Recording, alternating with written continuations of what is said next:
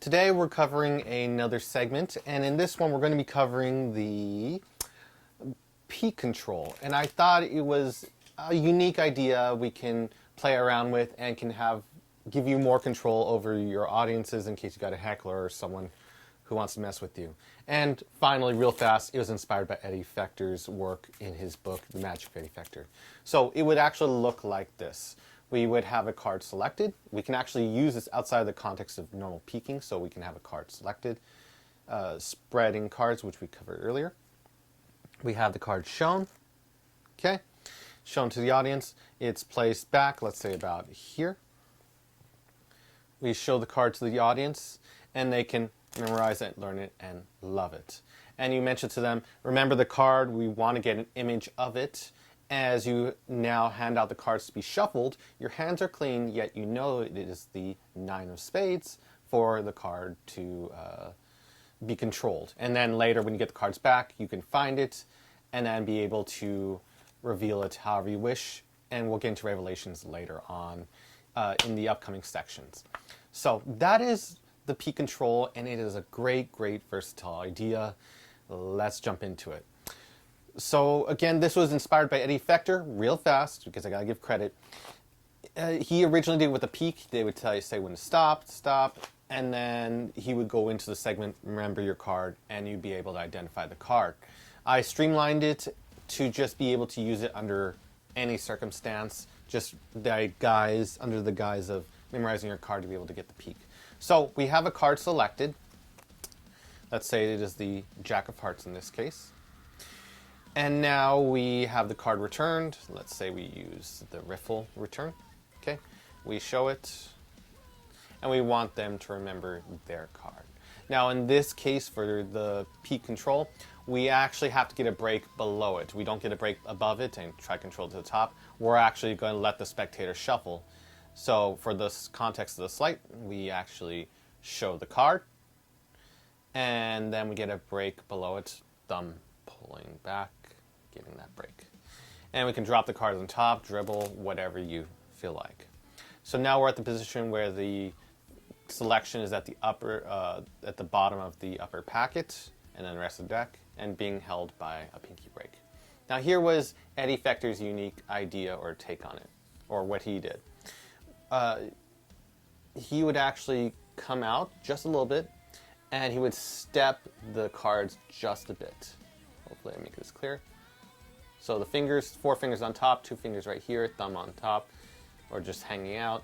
And then the pinky goes from the pinky break and then comes around just a little bit and starts to push the cards and steps it like so. Just a little bit. And as we're gesturing to the spectator, because it seems just so casual, right here, no one suspects it. We can do it multiple ways. I would not suggest having it towards the audience. They might see a break or step or something to that nature might be odd to them. So what we would do is we have it directly diagonal facing them. So like this, and we would gesture to them, because you would only see it from the front, you wouldn't see this angle, this being covered by the middle, the ring finger. We then say to remember your card. Just really keep an image of your card right there, key it visualized. And then as you gesturing towards them, you casually look down. And as you look down, you'll notice if I turn it right here, hopefully it's coming up on screen. Yes, right there. Okay. So it starts to, so as you push your card, the packet from here. So you got the break. We pushed it to the side right here, stepped it. We made the ruse of telling them to memorize their card.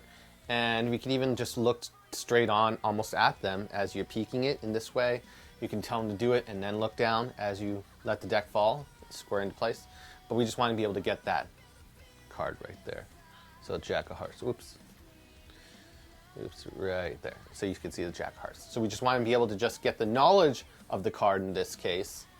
So we push, make gesture, and we've peeked the Jack of Hearts right here. So after we've peeked the Jack of Hearts, we let the deck coalesce and just square up. We don't have a break or anything to that nature now. And in open gesture, we hand out the cards to be shuffled. And it seems so fair. The spectator feels like, whoa, he gets to let me shuffle him. He really wants me to mix them up. Especially if you do it before and after, it creates this sense of fairness. How is he going to do this? From some of my shows, it's just like, at every point, I got to shuffle, I got to do all this. How does he get to do anything? How? It creates this wonder. Or in my many cases of my shows, it's not the how, but eventually the why. Not how did you do that, but why are you doing this to me? And their brain just hurts, so it's wonderful. And so then after that, I might as well tell the loose way to control it. After you get the cards back, you just look towards yourself, and then going towards the revelation of what you want to do, you go ahead and find the card wherever it's at, and you can easily control the top or bottom. And then I'd like to do a little misguidance of where the card could be.